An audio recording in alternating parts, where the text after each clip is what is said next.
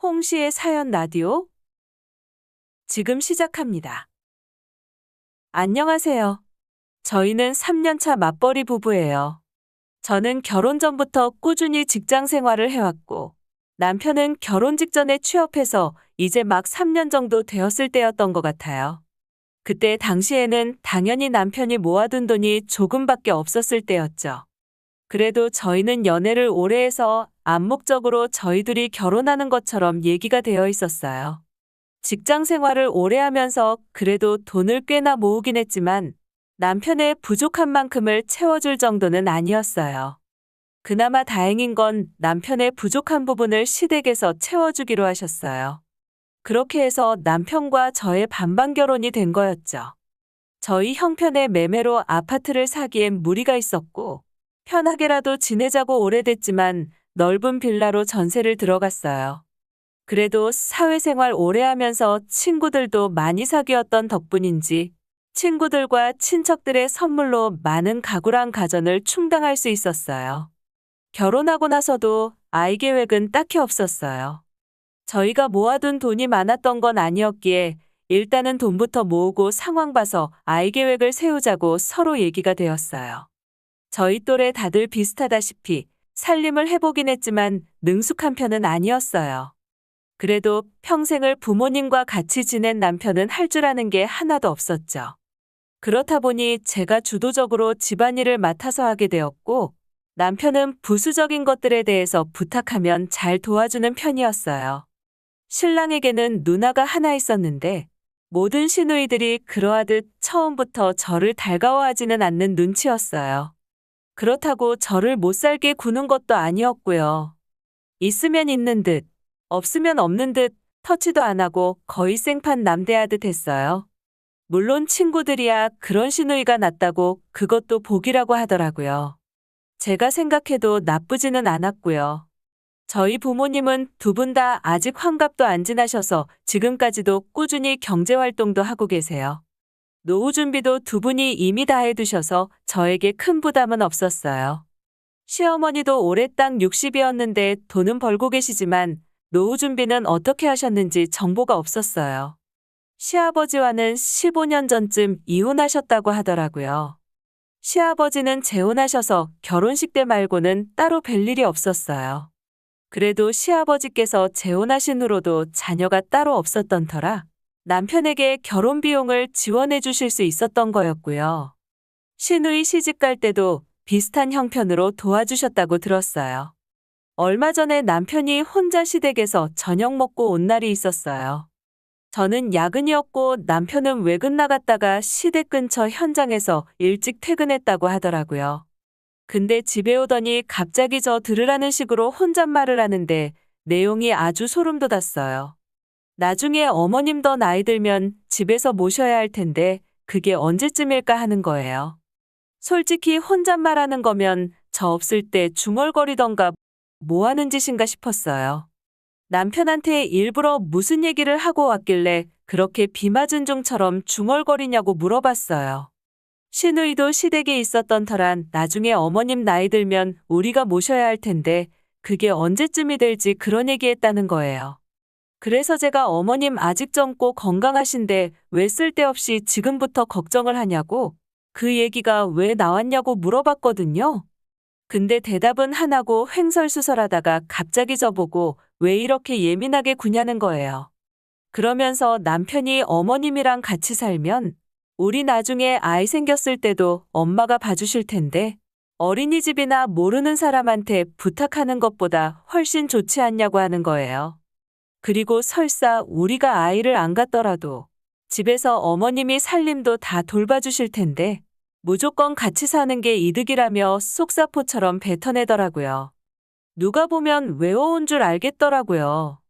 그리고 어차피 자기가 아들인데 언제가 됐던 어머님 모셔야 되는 게 당연한 건데 좋고 싫고 재고 따질 게 있냐며 당연한 질문하지 말라는 식으로 선을 딱 그어버리는 거예요. 저도 너무 당황해서 반박도 못하고 그날은 그렇게 대화가 끝나버렸어요. 그때부터 강력하게 싫다 안 된다 어필했어야 했는데 제가 너무 어버버버하느라 남편한테 말린 느낌이었어요. 며칠 동안 정말 냉철하게 생각해 봤는데, 물론 긍정적인 점들이 많긴 했어요. 하지만 정말 치명적인 단점이 한 가지가 있었어요. 제 삶이 통째로 불편해진다는 거죠. 과연 어머니가 살림을 돌봐주신다고 한들 제가 맘 편하게 맡길 수 있냐는 것과 쉬는 날 맘 편하게 낮잠이라도 잘 수 있는지부터 시작해서 온갖 사소한 것에 시어머니의 개입이 들어간다고 생각해 보니 제 인생이 통째로 불편해지겠더라고요. 생각하면 생각할수록 남편이나 저나 결혼을 함에 있어서 기여한 바는 크게 차이가 없지만 벌이도 제가 근소한 차이로 조금 더 벌고 집안일도 제가 더 많이 하는데 왜 제 의사와 상관없이 자기 맘대로 결정했나 싶더라고요. 아들이어서 어머님 모시는 게 당연한 거라는데 그게 본인한테나 당연한 거지 저한텐 당연한 게 아니잖아요. 저도 생각을 안 해본 건 아니에요. 양가 부모님이 병들고 노쇠하면 자식들이 돌봐야 한다고 막연한 생각은 해봤지만 저는 지금도 그때도 합가해서 모셔야겠다는 생각은 단 한 번도 안 해봤어요. 제가 시어머니 모시면 불편하겠다고 생각한 만큼 당연히 남편도 저희 부모님이 불편할 테니까요. 저희 부모님이 좋은 분인 건 저한테나 좋은 분인 거지 남편한테는 안 친한 아줌마 아저씨잖아요. 근데 남편은 제 입장에서 생각을 안 해봤으니 저렇게 말하는 거겠죠. 옛날에 육아아기가 나왔을 때에도 무슨 일이 있어도 아이는 제 손으로 직접 키울 거고 양가 부모님 노후 얘기 나왔을 때에도 설사 우리 부모님이 아프셔도 무리해서 우리 집에 모셔오지 않을 거라고 했어요. 남편도 그때는 신혼이라고 제 말에 동의해주는 척만한 건지 이제 와서 다른 소리를 하는 거예요. 근데 왜 어머님은 우리에게 의지하려 하시냐고, 아니면 어머님 의견과 상관없는 남편 의견이냐고 제가 여러 번 물어봤어요. 남편은 그럴 때마다 제 얘기는 못 들은 척했고 제가 왜 저 없을 때 시누이랑 둘이 이런 걸 결정했냐고 하니 그냥 따르면 되는 걸 왜 예민하게 받아들이냐며 저를 못된 며느리 취급하더라고요. 요즘 부모님들은 오히려 부담스럽고 나이 들어서 황혼유가 하기 싫어서 합가도 안 하시려고 한다는데 왜 우리 집만 시대를 역행하려 하는 건지 모르겠어요. 남편이 어머님 댁만 갔다 오면 자꾸만 이런 비슷한 얘기들이 나와요. 제가 항상 분위기 망치기 싫어서 웃어넘긴 게 화근이었을까요? 그렇다고 단 한 번도 제 입으로 모시겠다고 대답한 적도 없거든요. 이제부터라도 확실하게 제 의견 피력해야 할 것 같은데 이미 늦은 건 아니겠죠? 저도 남편이랑 둘이 알콩달콩 행복하게 늙어가고 싶어서 결혼한 거지. 무리해서 부모님 모시고 떠받들며 살려고 결혼한 건 아닌데 괜히 저만 못된 며느리 된 것 같아 답답하고 너무 억울하네요. 후기입니다. 많은 분들이 남겨주신 댓글 잘 봤습니다. 걱정해주시고 조언해주시며 후기 꼭 남겨달라고 하신 분들이 계셔서 후기 남겨요. 결혼할 때 시댁의 지원을 받았으니 도리를 해야 한다고 하시는 분들이 계시는데요.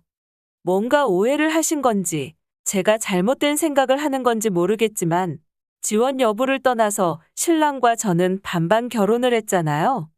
그리고 솔직히 결혼 생활을 함에 있어서 누가 더 많이 하고 누가 더 적게 했는지를 떠나서 부부는 무조건 동등해야 하는 거 아닌가요? 그리고 시아버지께서 결혼할 때 경제적으로 지원해 주신 것에 대해서는 그때도 지금도 매우 감사하게 생각하고 있어요. 여러분들의 지혜가 담긴 댓글들을 하나하나 읽어보고 했는데 며칠 뒤에 신랑이 그 얘기를 또 꺼내더라고요. 자기가 자기 누나랑 얘기를 해봤는데 어머니 65세 정도에 우리와 합가를 하는 게 좋겠다며 서로 의견을 나눴다는 거예요. 그 얘기에 처음에는 어처구니도 없고 너무 황당해서 말도 안 나오더라고요. 그러다가 들을수록 기가 차서 인내심의 끝자락에 오니 오히려 차분해지더라고요. 많은 분들이 댓글로 써주신 의견들을 여러 번 읽어보고 참고했는데 그렇게 하길 잘한 것 같아요. 말이 술술 나오더라고요. 요즘 세상의 아들 부모는 노후의 합가가 당연한 거냐고 물어봤어요. 신랑은 저를 한심하다는 듯이 쳐다보면서 당연한 거 아니냐고 하더라고요. 옛날부터 전통적으로 그래온 거니 당연히 지켜줘야 한다면서요. 그 전통도 경제권을 누가 쥐고 있느냐에서 생긴 거고 계속 바뀌어 온 것은 아냐고 했더니 그런 게 어딨냐고 하더군요. 그래서 저도 답답하다는 듯이 한숨을 크게 쉬어준 다음에 남자 집안의 경제력을 기반으로 여자가 시집을 갔던 것 때문에 옛날에는 시부모를 며느리가 모시고 살았던 것이라고 얘기해 주었어요. 지금은 시대가 바뀌어도 한참이나 바뀌었고 우리는 그 과도기 끝자락에 살고 있다고 했죠. 그리고 당신이 옛날처럼 내가 몸만 들어가서 살 수 있게 모든 걸 준비해 놓은 것도 아니고 나랑 반반 결혼해 놓고 무슨 놈의 전통을 찾고 있냐고 따졌어요. 거기에다가 나는 집안일도 당신보다 훨씬 많이 하는데 당신이 무슨 권한으로 가정사를 혼자 결정하고 나한테 따르라 마라 하냐고 따지듯이 물어봤죠. 신랑도 제가 열심히 준비한 말들을 따발총처럼 쏘아대니 눈이 휘둥그레져서 제대로 대꾸도 못하고 어버버버 하더라고요. 그리고 누차 얘기하지만 나는 누구한테도 아이 맡길 생각 없고 내가 직접 육아할 거니까 자꾸 그 핑계로 집에 어머니 모실 생각은 추호도 하지 말라고 했어요. 솔직히 나도 맘 같아서는 지금 당장이라도 우리 부모님 모시고 싶은데 당신 불편할까봐 한 번이라도 모시자는 얘기한 적 없는 거라고. 근데 너는 어떻게 일말의 배려도 없이 그리 쉽게 어머님 모시자는 얘기를 하냐며 따졌어요. 그리고 나랑 결혼했으면 우리 가족 일은 우리끼리 상의해야지. 시어머니도 시누이도 우리 가족 아니라고. 당신이 나보다 그 둘을 더 우선시 여긴다면 더 이상 당신하고 결혼 생활 이어나가기 힘들다고 말했죠. 내가 시댁 식구들보다 우선순위가 밀려나도 찍소리 못할 만큼 능력이 없는 것도 아니고 솔직히 이혼한다고 해도 전혀 겁날 것도 없다고 했어요. 그리고 시부모 모시자고 강요하는 거 이혼 사유인 거 아냐고. 당신 지금 나한테 충분히 위자료 지급 사유 만들고 있는 거니까 잘 생각하라고 했어요. 신랑은 그제서야 자기가 잘못했다는 걸 느낀 건지 그냥 대화로 잘 풀어나가면 되는 문제를 무슨 이혼까지 들먹이냐며 실실 웃으며 넘어가려고 하더라고요. 그래서 제가 대화는 네가 어머님 모시기로 했다면 나한테 통보하기 전에 먼저 했어야 했다고. 지금은 늦어도 한참 늦은 거라고 했더니 그러냐며 웃으며 대충 넘어가려고 하더라고요. 그리고 저는 남편에게 태도를 보아하니 아이 가져봤자 솔직히 내 발목만 잡힐 것 같고 우리 아이 갖는 건 좀 더 생각해보자고 했어요. 충분히 대화로 협의할 수 있었던 부분들이었지만 당신이 먼저 독단적으로 통보하기 시작해서 나도 똑같이 하는 것뿐이고 나한테 못 맞추겠으면 언제든지 말하라고 당신이 사랑하는 엄마한테 돌려보내주겠다고 했어요. 어차피 나랑 헤어져도 당신은 맘 편하게 시어머니 모시고 살면 되니까 서로 원하는 바 이루는 거 아니냐고 차분하게 얘기하니 그제서야 웃음기 없는 얼굴로 미안하다며 사과하더라고요. 그리고 남편은 앞으로 무슨 일이 있으면 무조건 저와 먼저 상의하겠다고 했고 시댁 문제를 함부로 결정해서 저에게 불이익을 가져올 시 남편 기책으로 이혼을 진행하는 걸로 각서를 받아냈습니다.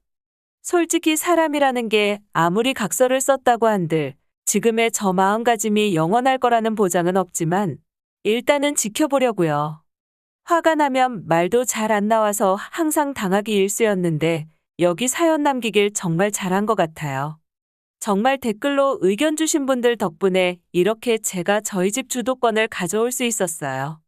제가 신랑에게 했던 말들이 항상 가슴속에 담아두고 있던 말들이기는 했는데 어떤 식으로 얘기해야 강하게 피력할 수 있을지 몰랐거든요. 근데 정말 댓글들 덕분에 논리정연하게 정리해서 신랑한테 제대로 한 방 먹일 수 있었네요. 의견 남겨주신 분들께 정말 감사드립니다. 모두들 끝까지 코로나 조심하시고 행복하세요. 홍시의 사연 라디오 오늘 이야기 여기까지입니다. 재미있게 들으셨다면 구독과 좋아요 부탁드립니다.